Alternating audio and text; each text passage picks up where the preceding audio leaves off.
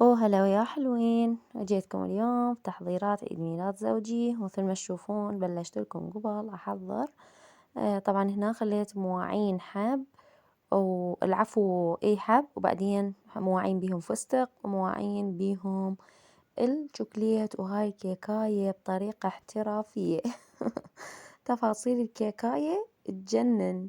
أتمنى أحكي لكم إياها ذاك وقت، أحكي لكم شلون، أو إذا تريدون قولوا لي حتى أسوي لكم فلوج على الكيكاية عشان سويتها يعني ب5 دقايق. تجنن، صارت يعني أطيب المال السوق. هنا حضرت كل شي مثل ما تشوفون. هنا حتى الدي جي حضرته.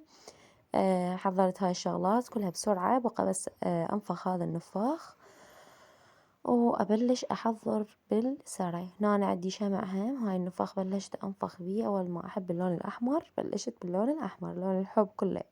طبعا عيد ميلاد زوجي هو، وبلشت أحضر وشغلات كلها بسيطة. يعني على الهدية حكمتني، الهدية خدمة توصيل، فما وصلوا لي إياها بسرعة.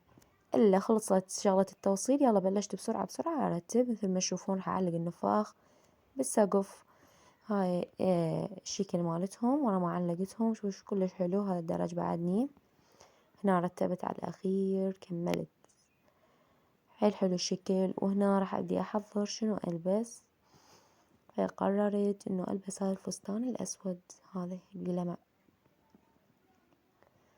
راح أحضره لين زوجي يجي ورا العشاء مباشرة.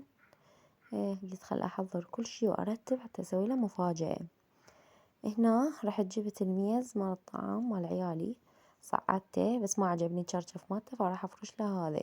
هم لونه حلو، السادة دائما يعني يبين الأشياء اللي تنحط أكثر. وأبدي أحضر بالغراض أخليهم كلهم على الميز. طبعا هو قبل يومين عيد ميلاد زوجي، بس هو يفوت ويطلع قال لي ترى اليوم 27. أقول له إي أعرف. يقول لي يعني هو صدق اليوم 27؟ عبالها أني ناسية وأني مسوية نفسي غشيمة وما أندل. أني أندل، بس أنا قلت لكم الهدية حكمتني بين ما جتي يلا سويت. شاف من إجا وشافني إنه أني ما ناسية ذكره، بس أكو فشي كان حاكمني. طبعا هنا الكولا جت مخليتها بالثلاجة، جبتها هم خليتها على الميز ورتبت كل الأشياء. أشياء بسيطة بس بنفس الوقت حلوة. طبعا كيكاية أنا كنت كل سنة أجيب كيكاية من البستاني، كلش حلو يعني كيكهم يخبل. بس هالمرة سويتها أني بطريقة غير شكل، أني سويتها كلش طيبة. هنا حتى النرجيلة حضرتها وخليت شغلة المعسل وخليتها بالمكان اللي قريب من زوجي حتى شنو تصير أجواء. وهنا الشموع بقت عندي أرتبهم وين بالكيك حتى أشعلهم قريب ما يريد يجي.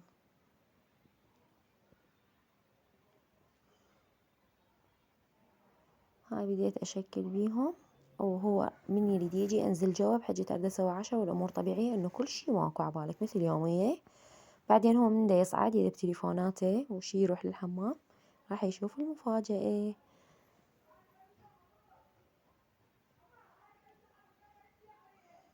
وهنا هذا الشكل النهائي. شوفوا من نشعل لكم القلوب الأحمر. وراح أحضر بعد ملابس زوجي، نسيت أحضرهم وأشوف شنو اللي يلبسه. طبعا أنا السقانية هم راح أطلع له أسود وذهبي. هذه الدشداشة راح أطلع لها إياه. وهاي أجوائي الأخيرة اللي تجنن.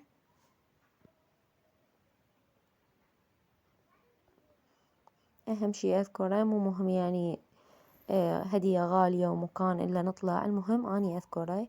وهنا فقرة المكياج، إنه أني أخلي مكياج وخلصت وبدلت، وهذا شكلي النهائي.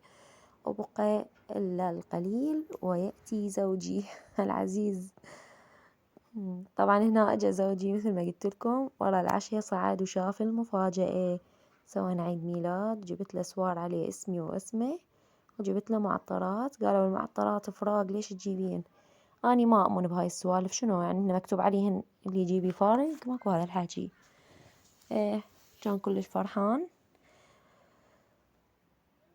يعني إنه أنا سويت له مفاجأة وعباله أني ناسية. شوف الكيكاية شلون هشة وتجنن، طرية كلش.